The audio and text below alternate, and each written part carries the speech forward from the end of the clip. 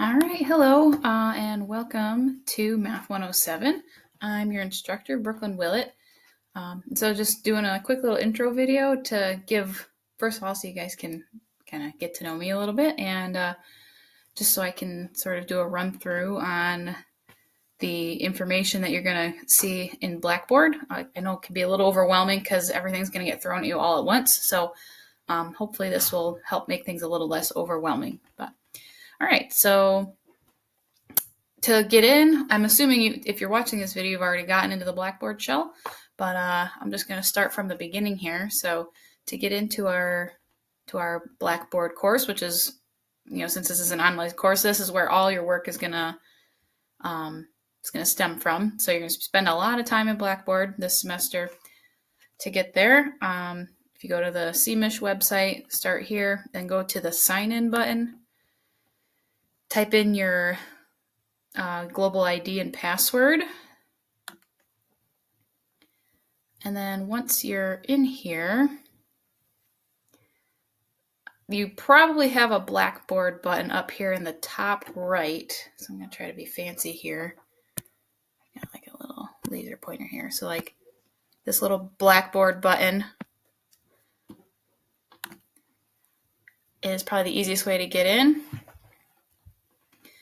You'll see all of your classes for the fall listed. Obviously, I'm going to take us into the Math 107 one. So click on that. And then you should see, actually, I'm going to go into a student preview. So my screen shows what you guys see. So this is what you would see on your end. Looks something like this. And this is kind of like our hub for the semester. So first things first, you guys are going to need to go into this course orientation and overview. And looks like I'm new to this new Blackboard format, so it looks like you can actually check things off with these little buttons on the left. So that's kind of nice. So I would just make sure you go through each of these items that are in this course orientation folder. I'm not going to go through every single detail because as an online class, you're going to have zero time in front of an instructor where you have to sit and listen to them talk, and that's how your time is occupied. So there's a lot of time saved in the sense that you are not in a classroom where you have to listen to an instructor for an hour and 15 minutes. But because you're not going to have to do that, there is going to be some extra time required on your end to read everything that's sent to you that the instructor would otherwise be telling you. So just a heads up now, there's going to be a lot more reading. There's going to be a lot more onus on you to check and make sure everything is that you're up to speed with everything. So yes, there's going to be a lot of reading. Honestly, in an online class, you can't really afford to skip over reading stuff. So I would just encourage you to read through everything. Start the week before, so that way you're up to speed before the class starts. And then you have time to ask questions of anything before things get underway. So just kind of I'm not going to go over this too much, but I will. So this is just kind of like an overview of just some suggestions to do to get yourself started.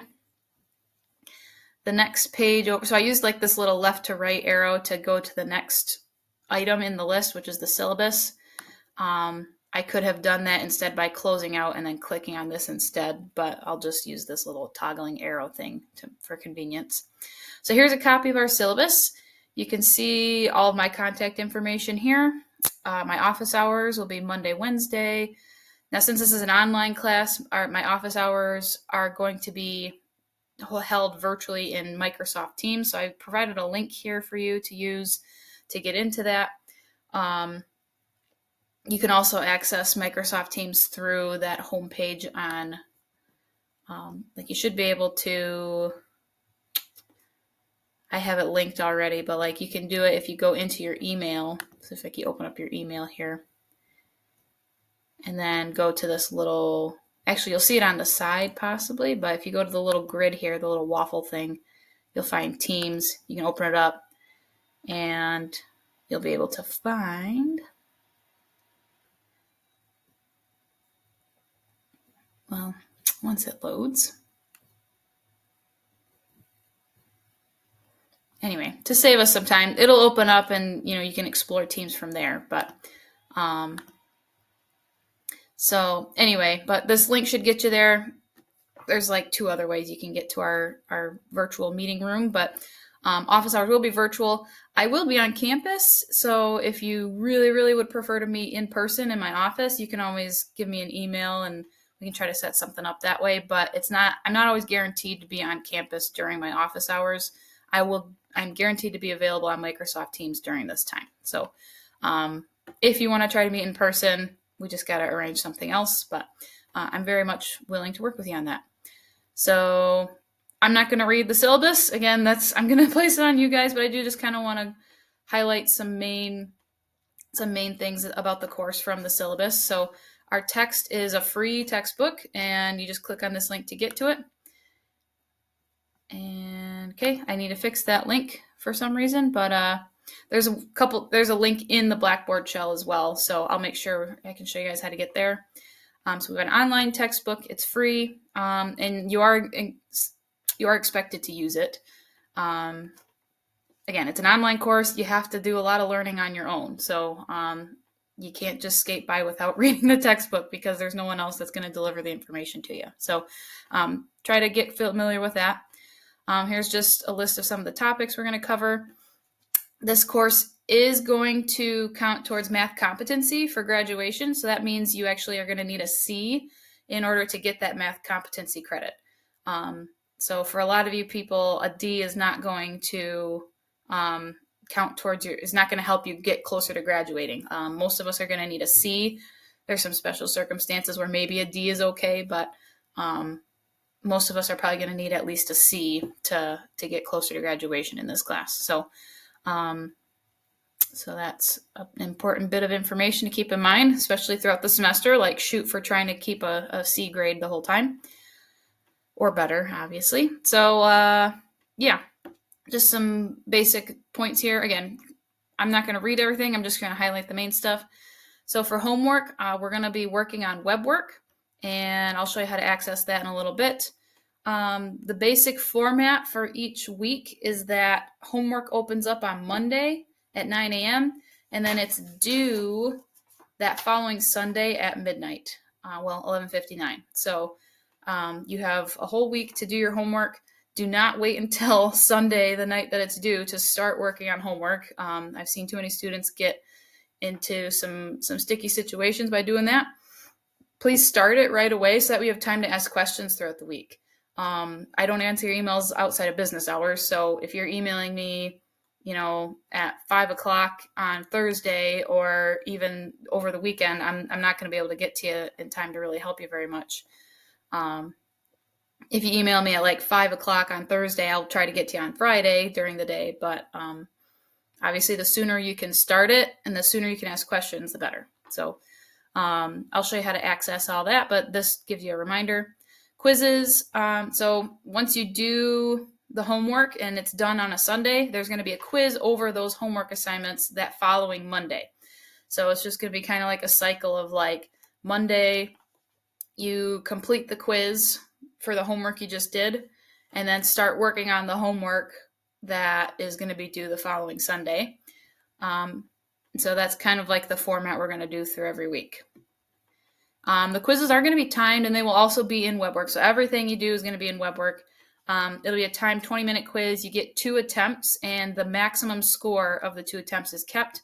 But you can only do a second attempt if you're still within the 20 minutes. So if you do your first attempt and it took you 15 minutes to do that one attempt, you only have 5 more minutes if you want to try a second attempt. So there's no harm in trying because you're going to keep the best score either way. But just so you know, you only get 20 minutes total to get 2 attempts in. And then there's just like some notes here on like troubleshooting thing if you're logging in and out of WebWork during the quiz or whatever. So exams, we're going to have 4 total exams. The first 3 will just be like midterm exams, and then the 4th one will be the final. And all of these exams are going to have to be done with a proctor. So that means even though the homework and quizzes you can do on your own from home, The exams, you actually have to be supervised by a proctor. So if you're living on campus, this is super, super duper simple. All you have to do is just schedule an appointment with the Certified Testing Center. There is a link right here to take you to the Certified Testing Center's website. I'll even pull that up right now. So here's the Certified Testing Center's website. Actually, where's the button?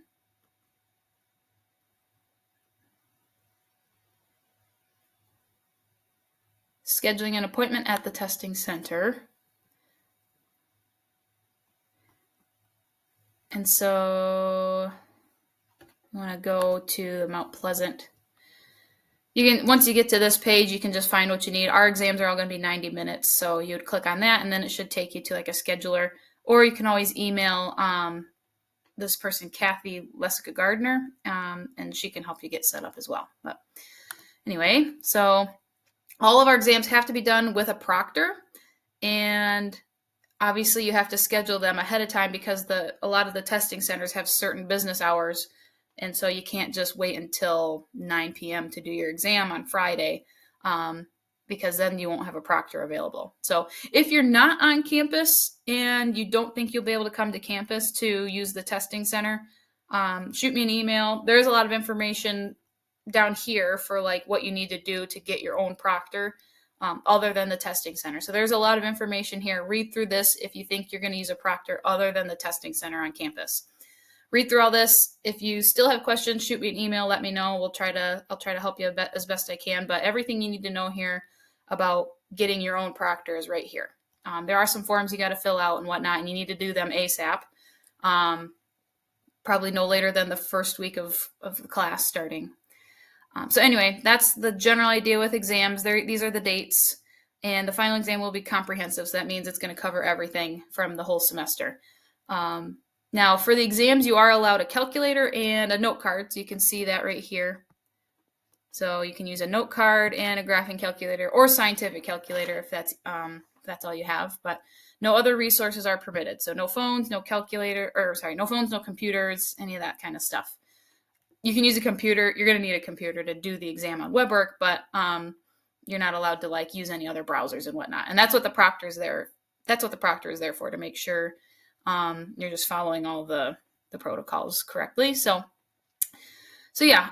Otherwise, the exams will be pretty similar to the quizzes as far as like being timed and the way the questions are formatted and whatnot. Now, the difference is that with quizzes, you can use open notes, and you can do them at any time on that Monday. So you can wait until 11 p.m. if you want to wait that long to do your quiz on Monday. And you can use your notes. You can, I can't police using phones and computers and stuff like that. But I wouldn't recommend using it because the quizzes are ideally supposed to help you get an idea of like, okay, how well have I mastered this material? And can I do it on an exam where I'm not allowed to use my phone? So as much as possible, just try not to use phones and computers and things that are not allowed on exams, because you don't want to set yourself up for failure when you get to the exam and now you don't have those things that you've been dependent on the whole time. So now, not to say that you don't need a little bit of help earlier on and then you take some of that help away once you do take the exam. But again, just try to train yourself as much as possible to not need things that you can't use on an exam. So, and the same with homework. You can use anything you want to help you get the homework done. But again, the more you're dependent on things like, your notes or the internet or, photo math and stuff like that. I know people use that stuff, and AI, is so big now. So we obviously can't police those things. And we hope that if you do use them, you use them in a way that's appropriate. So like maybe help you just get unstuck on one step. Those things are fine, but like letting it do the homework for you, and so you're not thinking about it all, that's just going to set you up for failure. So I'm on my soapbox right now about AI and photo math and all that. So anyway, so that's my big spiel on all that. Here's information on proctors. This is our grading scheme. So these are the percentages that you need to get certain letter grades. This is the way our course will be weighted. We'll see more of that in some of the other sections. And then I'm not going to read through everything. I just need you guys to read through it. So These are just like some miscellaneous expectations about like asynchronous learning. So asynchronous means that we are not all meeting at the same time. We're doing things on our own time. And so these are the expectations that are going to go along with that. And that's just what you get when you sign up for an online class. So you have to decide if you're going to be able to handle that, and reach out for help if you don't think you can. So, course communication, just ways, again, online, we're not meeting in person ever. So emailing and asking questions is going to be huge. Do not hesitate to reach out if there's something you're struggling with. Acceptable resources. Again, I talked about calculators and whatnot. Academic integrity. I already went on my soapbox about using AI. So technically, using AI to do the work for you, so you're not contributing at all, and then you input that answer from the AI, that is actually against the academic integrity policy and is considered, dishonest, unethical behavior. And so it's prohibited.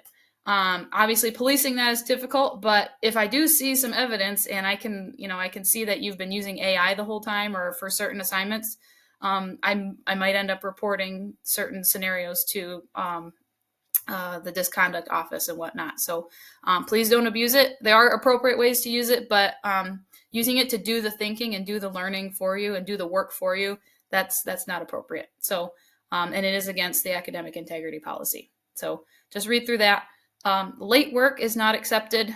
You have a whole week to get homework done, so there's no excuse to not get it done if extenuating circumstances occur. So like a severe injury or illness or a death in the family.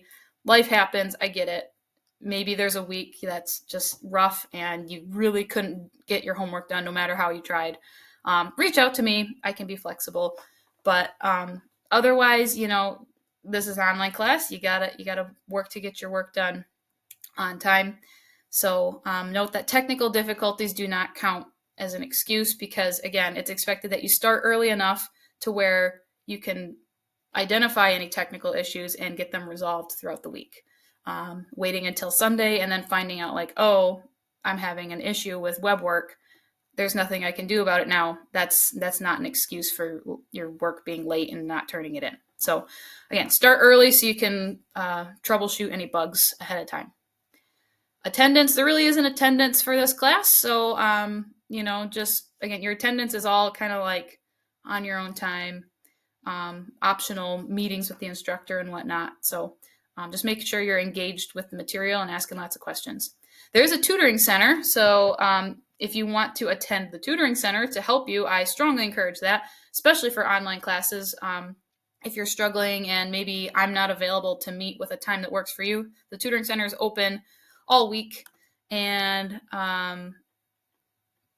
so you can go there. You can actually go there virtually if you need to, or you can go there on campus and get help with questions that you're getting stuck on. So especially for online classes where a lot of the learning is on you, maybe you don't have to actually do it all on your own. You can go to the tutoring center and they can help you figure out some of the things you're struggling with if I'm not available either. So our tutoring center is fantastic. I would strongly encourage you to go to this website. It's in the third floor of the Park Library, and you can meet virtually too if you're not going to be on campus at all. Read through this section on technology requirements. Just make sure that your computer and everything is set up for success for an online class. Here's the help desk section. So if you're having technical issues, they're the first people you want to go to. And then just some other miscellaneous information about like student rights, mental health. If you're struggling mental health wise, don't hesitate. We've got the resources on campus for you to use, so use them. Go see this counseling center if you're struggling mental health wise. Don't wait until the last minute. Don't wait until it's too late. Student disability services. So if you think that you need, like if you in high school, maybe you had some accommodations that you used during class, like extended time or maybe use of notes or something like that. So if you had other resources provided to you like that in high school, reach out to Student Disability Services and you might qualify to have them in your college classes as well. So don't wait to do that either, because things get moving pretty quick once the semester hits the ground. So there's information here about that. And so just other miscellaneous things that don't really necessarily pertain to a math class, but financial wellness, food insecurity, international students, you have a lot of resources here. And then just some expectations about, being inclusive of all people, all races, all identities, all that. So, and yeah, so if you feel like you're being harassed or anything in any sort of way, there's information here. It doesn't have to be just for this class either. And yeah, some other important links.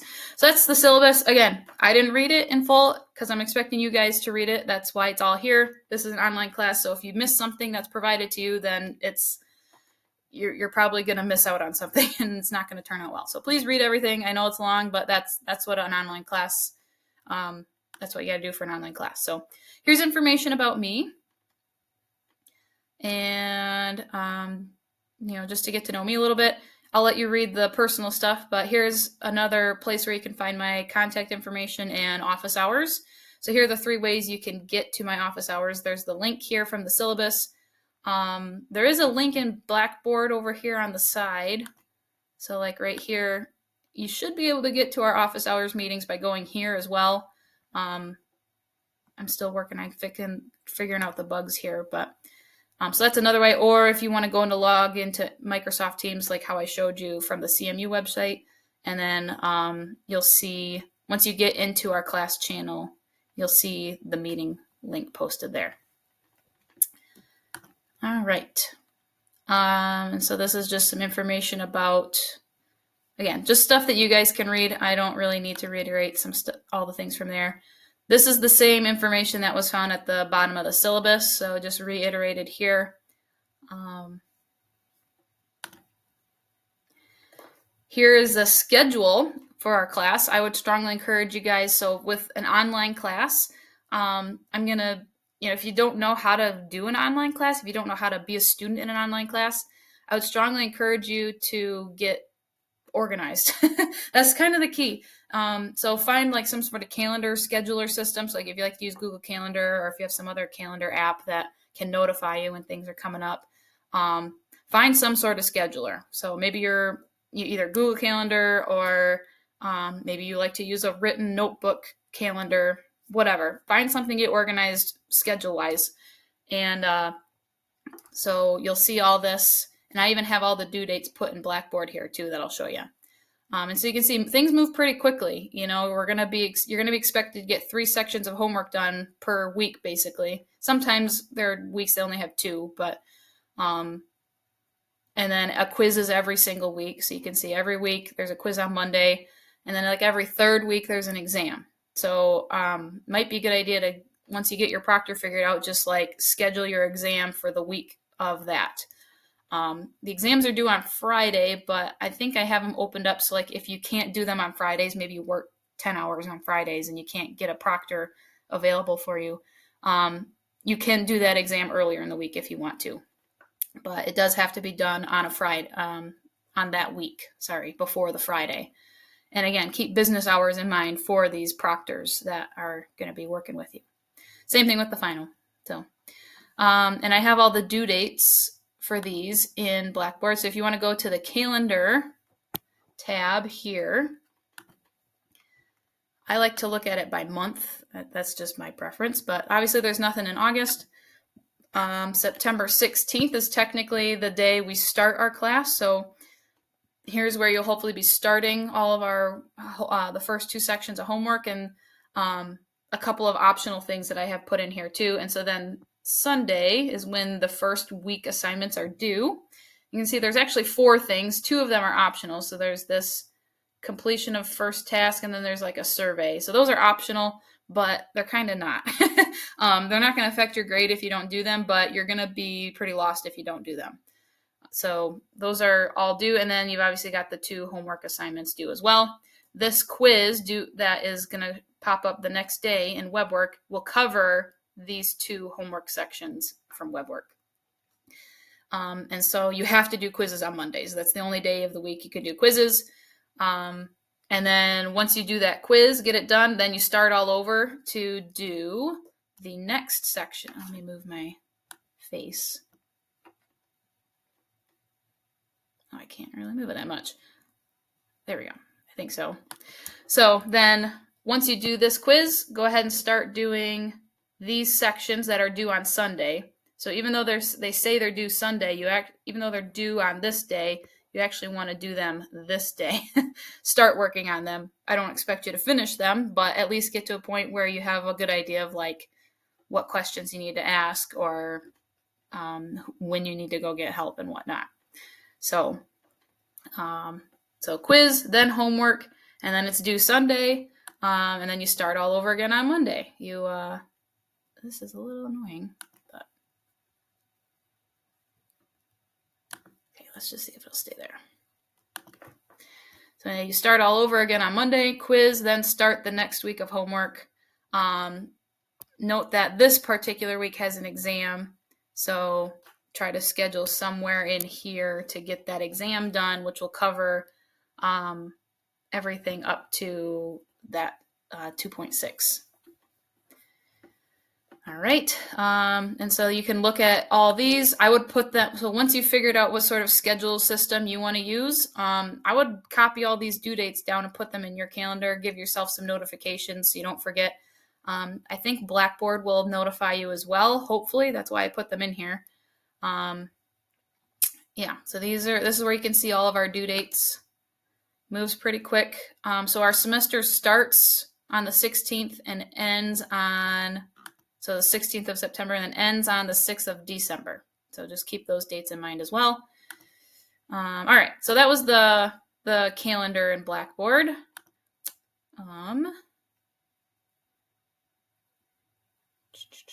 Okay, this is where we left off.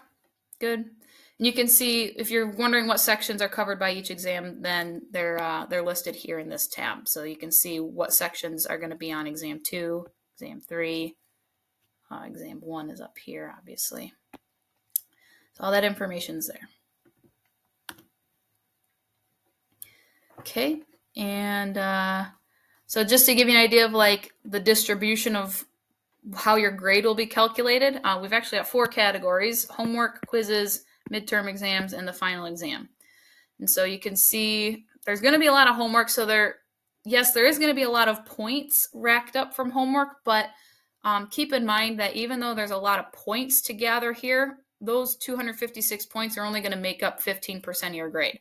And then with quizzes, the total number of points you'll get on quizzes is actually going to be worth 20%. Your midterm exams altogether will be 45%, so that actually means that each exam is worth 15 since there's 3 of them. Final exam is worth 20 points. So like this column to me kind of means nothing. Really what matters is this column to see how much your grade is weighted. So like I feel like a pie chart is a better way to understand how your grade is calculated. So homework, we can see here that even though there are 256 possible points to get from homework, it's only going to make up 15% of your grade. So if you get perfect scores on all the homeworks and do nothing else in the class, you will get a 15% in the class because that means you're basically getting a 0, 0, 0, 0, 0. If you get 100% on all your homework, then that really only means you get a 15% in the class. So just keep that in mind. So think of it like, I had like a cute way that I thought I would demonstrate this. Let me get my laser pointer off. Okay. Let me pull up this. So just to give you an idea, like the homework has 256 points, right? So that means in this pie chart, we're going to split this into 256 little slices, right? And so basically each slice is going to be a homework problem. So there are basically 256 homework problems to do this semester. And so they're gonna split that 15% up into 256 little pieces. So in other words, missing one homework problem is like gonna be negligible in your overall homework. And honestly, even missing like 20 homework problems is gonna be negligible. Now, making a pattern of missing homework is not gonna be great. And so I want to make sure you guys can still see. No, that's not the window I wanted.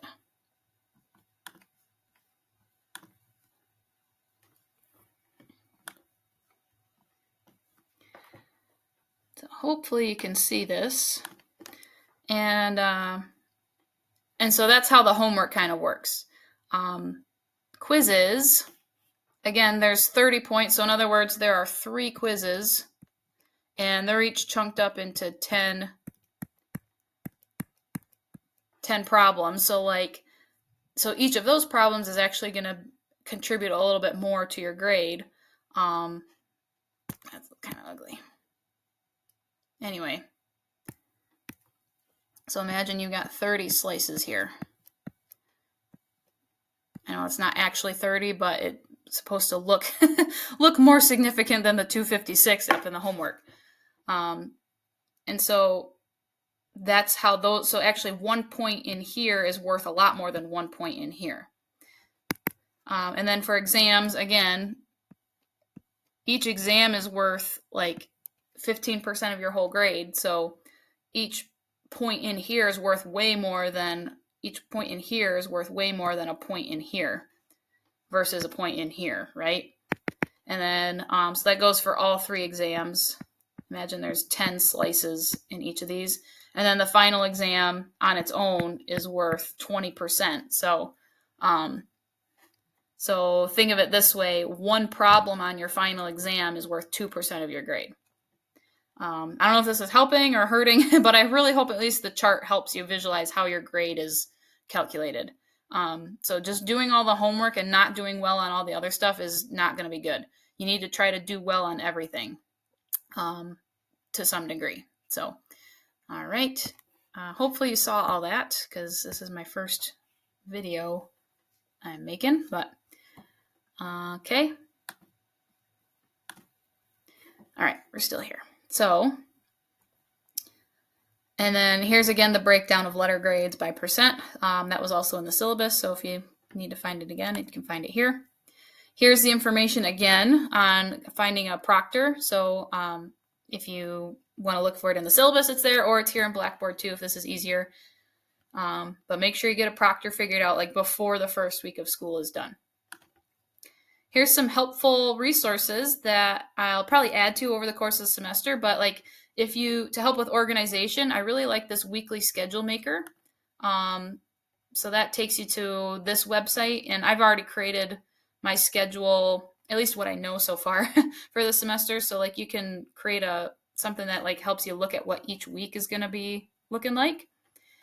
I just talked about calculating your grade. So if you ever want to calculate your grade at the end of the semester or in the middle of the semester, you can click on this link and it takes you here, and you just have to add all the categories according to how our class is set up. Midterms, final, and then just make sure you put the percentages in. So homework is 15, quizzes are 20, midterms are, if you want to put 45 to count all 3, or if you want to do each midterm individually, just add all 3 midterms and make them each 15. So that's up to you. 20. And so then for the grade, so in this get my laser pointer back. So in this grade box, I'll show you where you can find that information. So you actually want the average for that category. So in our grade book, so up here, this is where you can look to see how you're doing. And this weighted total will tell you, like, you will be able to look and see what your percentage is at any time in the class. And so that's what this will be, like, overall, how are you doing so far? But if you ever want, like, I know a lot of people at the end of the semester like to calculate their grade and try to predict what they need on the final or whatever. So these categories here will tell you what you would put into these boxes. And then you can try to figure out what your grade is. So like, let's say on homework, I've been getting about an average of like 85. Maybe on quizzes, I've been getting an average of like 77.3. And maybe my midterms, I've been doing right around like 72.8%. Again, this information would come from, you basically copy it over from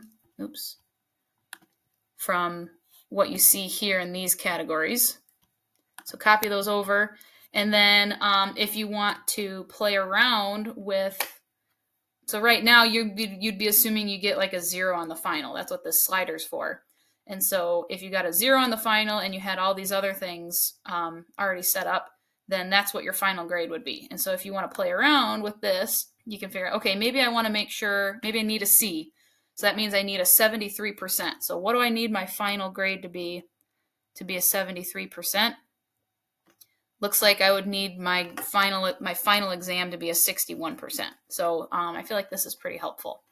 Now this is an estimate. It might not grade exactly how Blackboard grades. So like it might be off by like 1% or 2, but it does give you help give you a rough idea. So anyway, that's that.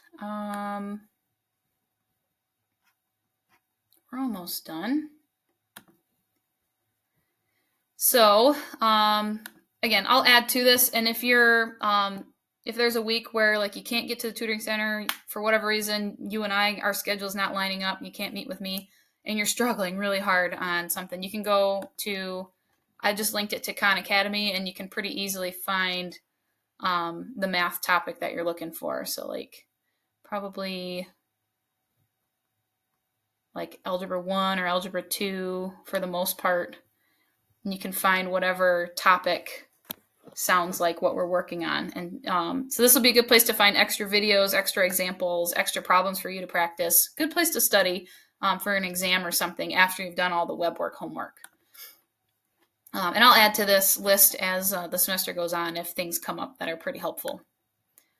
Okay, so then the next thing would be the student information survey. So once you've read through everything, watched this video, and maybe tried to start figuring out your proctor, that would be a good idea. Go ahead and fill out this student information survey and just click start attempt 1. I think I give you unlimited attempts just in case like you find out later something changed, you want to come back and change it, that's fine. It's not for a grade, but it does help me know where everyone's at and if there's anyone I need to reach out to help. So please fill that out. There's the due date here. And then there's also an extra credit assignment. So if you feel like you'd like some extra credit in the homework category, you can get 5 points of extra credit by doing this assignment. So it's, again, extra credit. So view instructions. So here you can see that it's an optional assignment. So all you have to do is just copy and paste this. Copy and paste this. Copy, paste, and then you need to tell me, fill in all these blanks with a date, and that date is going to be the date that you completed each of these things. So fill in the date on when you read the syllabus, when did you watch the video, when did you access web work, and when did you fill out the student information survey. So that information survey was the thing right before this. And then just hit submit, or if maybe you didn't get them all done, hit save and close. You can come back, finish it, but hit submit. If I see that all these are done and I can verify that you did them, then you'll get 5 extra credit points in the homework category. And so I think that's good for anybody. I think that should make anybody happy. And then this folder is just for you to make sure everything's ready to go for your technology-wise. All right, so like I promised, I'd show you where our textbook is at. So here's a link to our textbook. I know this one works. I made sure that one's good. So this is where you can find our textbook. And you can jump to sections. Each section has homework problems at the end if you want extra practice. Okay, I'm going to be honest, you probably don't have to read the whole section. It's kind of a lot to read this and read everything. But I do encourage you to like try these examples. So something like this, you can hide the solution. So maybe try it on your own. And then after you've tried it, open this up and see what the answer is and what the steps should be. And then some of them don't give you steps to try. So you can try to do it on your own and maybe find ways to verify it for yourself that it's right. But I definitely encourage you at least trying these examples. And then if you do an example and you realize, oh, I'm really struggling with ones that look like this, well, maybe that means you should go back and actually read the stuff before it. So that's a good way to figure out like, what do I really need to read? Some of it you might not need to read because a lot of this is review from high school and you might already be good at this still and you don't really need the extra time reading about it. Whereas some things maybe you struggle or you forgot and you're a little rusty and you do need to read about it. So these examples are good ways for you to figure out like, okay, I'm good with all this. I don't need to read that part of the textbook. And then I encourage you to go all the way to the bottom. There are homework problems here. You're not graded to do these, but they are good for studying after you've done all the web work problems. Good way to prepare for tests and stuff. These odd numbers, if you click on them, they take you to the part of the textbook where you can find the answers. And so it takes you to, again, the odd answers. All right, so that's our textbook. Web work. So this is key, and this is part of your extra credit assignment. You will not get extra credit until you have accessed web work. And so you open up the web work folder, web work access. This is the only way you can get into web work. So you have to always go through Blackboard. It's kind of a pain if I'm being honest. I like sometimes just being able to log in through WebWorks website, but this is how you log into web work each time. And you'll see all of our homework sets. None of them are actually open. You can just see them all in order by like when they're due. But this is how this is where you're gonna spend a lot of your time working. So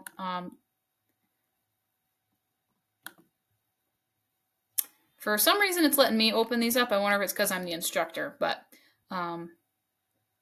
anyway, yeah, so that's how these work. You just click in and it's going to take, there's a little bit of a learning curve with web work, so it might take some time to get used to how to type things in. Once you get it, it's pretty straightforward. And I'm not going to lie, there's probably going to be bugs throughout the semester that you'll have to let me know, like, hey, this problem's being really weird. Can you give me some tips on how to fix it or something? Like, web work is not perfect. There will be issues, so don't hesitate to reach out if you think there's something wrong in web work, and I'll do my best to try to remedy the situation. But that's web work. So if you need to get into web work before the first week of class, and whether you're doing the extra credit assignment or not. But that's how you get there. If you're struggling with web work or you've never used it before, then this guide will be a good place to start. There's some videos to give you like tutorials and whatnot, or you can read through this, and this tells you how to input certain answers. So check that out if you've never used web work before. It should help a bit. And then down here is where you'll see each week. So if you, so for each week, I would suggest just finding the week in the Blackboard course folder here, open it up, and you'll see that in this first week, there are 2 sections. So if you want to look at these, you can. This is just a summary of what the section is about.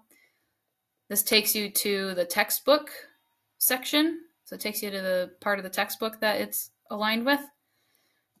And then probably what's most helpful is watching a video. So for each section in web work and in Blackboard, there's a video for you to watch. So I would actually strongly encourage you, if you want to start with the video, they're all about like 15 minutes long-ish. Gives you just a brief overview of, I'm not going to say it's going to teach you everything you need to know for web work, but it's going to give you an overview of the main ideas. And hopefully it'll be enough for you to solve the problems in web work.